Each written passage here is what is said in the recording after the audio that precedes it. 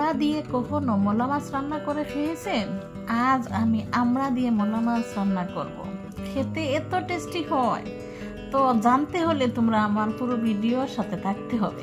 আসসালামু আলাইকুম, রাহি রাইফা ব্লগ চ্যানেলে আবারও সবাইকে ওয়েলকাম জানাচ্ছি। কেমন আছো সবাই? আশা করি সবাই ভালো আছো। আমিও আলহামদুলিল্লাহ তোমাদের দোয়ায় ভালো আছি। তো এত বেশি গরম পড়ছে, গরমের জন্য একটু কষ্টই হয়ে যাচ্ছে। তো কি আর করার, প্রকৃতির নিয়ম। গরমের সময় গরম, শীতের সময় শীত, আমাদের সহ্য করতেই হয়। তো আমরা হচ্ছে মধ্যবিত্ত মানুষ, আমাদের ঘরে এসি নাই, কারেন্ট লোডশেডিং হয়, ফ্যানের বাতাস গরম হয়ে যায়, খুব কষ্ট করে থাকতে হচ্ছে। তো আজ আমি শুরু করেছি একটা ভিডিও। তো প্রথমে সকাল থেকে নাস্তা থেকেই শুরু করলাম। আর এগুলো হচ্ছে আমার আগে যারা ভিডিও দেখেছো তোমরা সবাই জানো, সিলেটের মেরা পিঠার ভিডিও দিয়েছিলাম। গরম গরম খেয়েছিলাম, চিনি দিয়ে, নারিকেল দিয়ে, তরকারি দিয়ে, মাংসের ঝোল দিয়ে। কিন্তু ঠান্ডা হয়ে যাওয়ার পর ওই পিঠা আর ওইভাবে খাওয়া যায় না, অন্য প্রসেসিংয়ে খেতে হয়। তো আমি কি প্রসেসিংয়ে খেয়েছি দেখো, আমি পিঠাগুলো দা দিয়ে কুচি কুচি করে কেটে নিয়েছি। এখন চলো আমি রান্নাঘরে যাই, যে আমি কিভাবে এই পিঠাগুলোকে খাওয়ার উপযুক্ত করে তোমরা দেখতে থাকো। তোমাদের মনে প্রশ্ন জাগতেছে তাই না, পিঠা আবার দা দিয়ে কেটে কিভাবে খায়? দেখো আমি কুচি কুচি করে কেটে নিয়েছি। এখন আমি রান্নাঘরে এসে চুলাটা জ্বালিয়ে একটা ফ্রাই প্যানে একটু তেল দিয়ে দিয়েছি। তেল দিয়ে আমি তেলের মধ্যেই পিঠাগুলো ছেড়ে দিয়েছি। লবণ দেওয়া লাগবে না, কারণ আমি পিঠা যখন তৈরি করেছি তখন লবণ দিয়েই দিয়েছি। আর এখন আমি ভালো করে নেড়ে ছেড়ে নেবো। আর হচ্ছে অল্প একটু হলুদের গুঁড়া দেবো, কেন জানো? একটু রং পরিবর্তন হওয়ার জন্য, বেশি দেবো না। হলুদটা দিয়ে এখন আমি ভালো করে নেড়ে ছেড়ে হলুদের সাথে মিশিয়ে নেবো। আর চুলার ফ্লেমটা হাই টু লো হিটে রাখতে হবে। যদি হাই ফ্লেমে রাখেন তাহলে দেখা যাবে পুড়ে যাবে। আর লো ফ্লেমে রাখে ধীরে ধীরে ধীরে ধীরে নাড়িয়ে ছাড়িয়ে দেখো আমার পিঠা ভাজা হয়ে গেছে। আর আমি অফ ক্যামেরায় রং চা বানিয়েছি। আর এখন হচ্ছে আমার ছেলে এবং মেয়ে আর আমি 3 জন মানুষ, তাই আমি 3 কাপ চা বানিয়ে আর একটা প্লেটে পিঠা ভাজাগুলো নিয়ে আসছি। পিঠা ভাজি দিয়ে চা দিয়ে খাবো। তো 1 চামচ পিঠা খাচ্ছি, এক চামচ চা খাচ্ছি, খুব টেস্ট লাগতেছে। তো তোমরা তো অবশ্যই এরকম খাও নাই কখনো। আমাদের সিলেট অঞ্চলে আমরা এরকম খাই। আর যদি তোমরা কখনো মেরা পিঠা বানাতে পারো, খেয়ে দেখতে পারো, খুব টেস্ট লাগে, খুব টেস্ট। তো পিঠাটা যখন গরম থাকে তখন সবাই মাংসের ঝোল দিয়ে খায়, চিনি দিয়ে খায়, নারিকেল দিয়ে খায়। আর পিঠাটা যখন ঠান্ডা হয়ে যায় তখন এইভাবে খায়। তো নাস্তা করার পর আর সারাদিনের মধ্যে আমি ভিডিও অন করতে পারিনি। সন্ধ্যার সময় আমার হাজবেন্ড মাছ নিয়ে আসছে। দেখো মাছগুলো কত সুন্দর মাছ, তাই না? বড় বড় মোলা মাছ, এত বড় বড় মাছ আর এত সুন্দর মাছ দেখে আমি অবাক হয়ে গেছি। মানে আরো এরকম আসছে, কিন্তু আজকের গুলো যে সবগুলো মোলা মাছ, এত সুন্দর দেখাচ্ছে আর তাজা তাজা। তো মাছগুলো আমি কাটতে বসে পড়েছি। আমি আবার বড় বড় মোলা মাছ থেকে মাছের মাথা আলাদা করি নাই, কারণ তোমাদের ভাই আবার মাছের মাথা আলাদা করলে দেখা যায় সেই মাছের মাথাটা খায় না, ফেলে দিতে হয়। তো সেজন্য আমি মাছের মাথাটা ফেলে দেব না। প্রতি মাছের মতো আমি কান ফেলে সবকিছু কেটে কুটে আবার আমি মোলা মাছটা কাটতেছি। অবশ্য আমার কাটতে অনেক সময় লাগছে। এখানে মাছ হচ্ছে 2 কেজি, মোলা মাছ 350 টাকা করে কিনেছে। 2 কেজি মোলা মাছ 700 টাকা দিয়ে নিয়ে আসছে।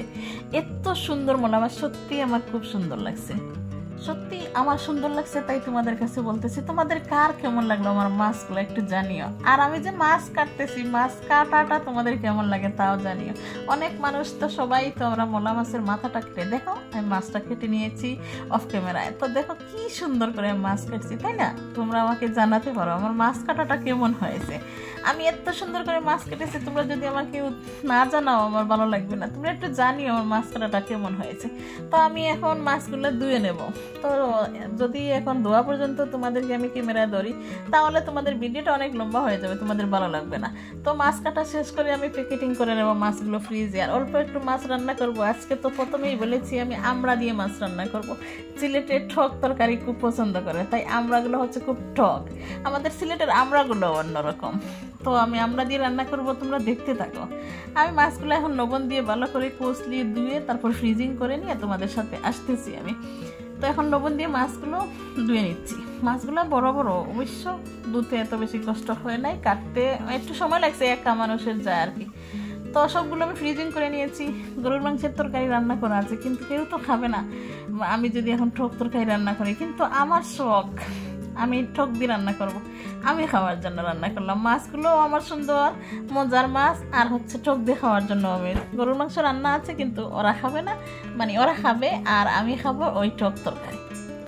তো এখন হচ্ছে মাছগুলো আলাদা করে নিয়েছি আমি, আমড়াগুলো সিলে একটু ছোটো ছোটো কাট দিয়ে নিয়েছি, আর ছোট্ট একটা পাতিল বসিয়ে দিয়েছি, যেহেতু তরকারি অল্প, তরকারি ইয়েতে ফ্রাইয়ের চুলার মধ্যে দিয়ে এখন পেঁয়াজ বাটা দিয়েছি আর রসুন বাটা দিয়েছি, আদা বাটা দেই নাই, মাছ যেহেতু ছোটো মাছ সেজন্য আদা বাটা দেই নাই, প্লাস হচ্ছে টক তরকারি রান্না করতে আদাটা সাধারণত মানায় না, সেজন্য দেই না। তো পেঁয়াজ আর রসুন বাটা দুটো দিয়ে আমি তেল দিয়ে ভালো করে কষিয়ে নিয়ে তারপর মশলা দিয়ে দিয়েছি। মশলা হচ্ছে দিয়েছি ধনিয়ার গুঁড়া, হলুদ গুঁড়া, মরিচ গুঁড়া আর হচ্ছে লবণ, আর কিছু দিই না, জিরার গুঁড়া দিই নাই। তো এখন মশলাটা কষানো হয়ে গেলে তখন তেল ছেড়ে দিয়েছে, তখন দিয়ে দিলাম আমার আমড়াগুলো আবার ছিলে নিয়েছি, ছোটো ছোটো কাট দিয়ে নিয়েছি যাতে তাড়াতাড়ি সিদ্ধ হয়ে যায়। এখন সিদ্ধ হওয়ার জন্য আমাকে একটা ঢাকনা দিয়ে ডেকে অপেক্ষা করতে হবে। তো ঢাকনা দিয়ে যত 3-4 মিনিট পর আমি ফিরে আসলাম, এসে দেখো আমার কি সুন্দর তরকারির কালারটা দেখাচ্ছে, প্লাস আমড়াগুলো সিদ্ধ হয়ে গেছে, খুব সুন্দর হয়েছে। এখন আর নিচে লাগেও নাই, আমি সঠিক টাইমেই কড়াইটা দেখতেছি।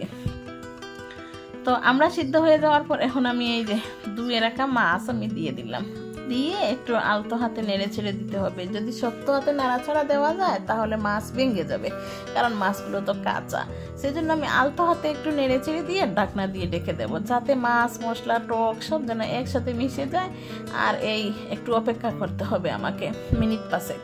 তো 5 মিনিট পর আমি ফিরে আসলাম, এসে দেখো কীরকম দেখাচ্ছে তরকারিটা। তো আমি নাড়াচাড়া না দিয়েই আমি আগে ঝোল দিয়ে দিলাম, যাতে নাড়াচাড়া দিতে গেলে এখন মাছ ভেঙে যাবে, সেজন্য আমি একটু ঝোল দিয়ে আলতো হাতে নেড়ে ছেড়ে দিয়ে আবার ঢাকনা দিয়ে ডেকে দেবো তরকারিটা ফুটে ওঠা পর্যন্ত। ফুটে উঠে যখন গাঢ় হয়ে যাবে তখন আলহামদুলিল্লাহ আমার তরকারি হয়ে যাবে। তো আজকের ভিডিও আমি এই পর্যন্তই করেছি। তোমরা আমার ভিডিওটি দেখবে এবং ফুল ওয়াচ করে দেখবে, আর যারা যারা আমার ভিডিও দেখো তোমরা সুন্দর একটা কমেন্ট করবে, আমি কমেন্ট দিয়ে তোমাদের পরিবারে চলে যাব। আর ভিডিওর মধ্যে যদি কোনো ভুল ভ্রান্তি হয়ে থাকে তোমরা আমাকে কমেন্টে জানিও, আমি শুধরানোর চেষ্টা করব। আর কেউ কি কখনো মোলা মাছ দিয়ে আমড়া টক রান্না করে খেয়েছেন? যদি খেয়ে থাকেন তাহলে তো জানাই আছে টক দিয়ে মোলা মাছ কতটুকু টেস্ট হয়, আর যারা খাওয়া নেই তো আমরা একটু টেস্ট করতে পারো এরকম রান্না করে। তো আমার রান্নাটা কেমন হয়েছে তোমরা আমাকে একটু জানিও কমেন্টের মাধ্যমে, আর তোমরা আমার ভিডিওটি ফুল ওয়াচ করে দেখবে। যারা নতুন আমার ভিডিওতে জয়েন হয়েছো, আমার ভিডিও চ্যানেলটিকে সাবস্ক্রাইব করে পাশে থাকবে। আল্লাহ হাফেজ। আজকে ভিডিও এই পর্যন্তই, পুনরায় আবার দেখা হবে নতুন কোনো ভিডিওতে।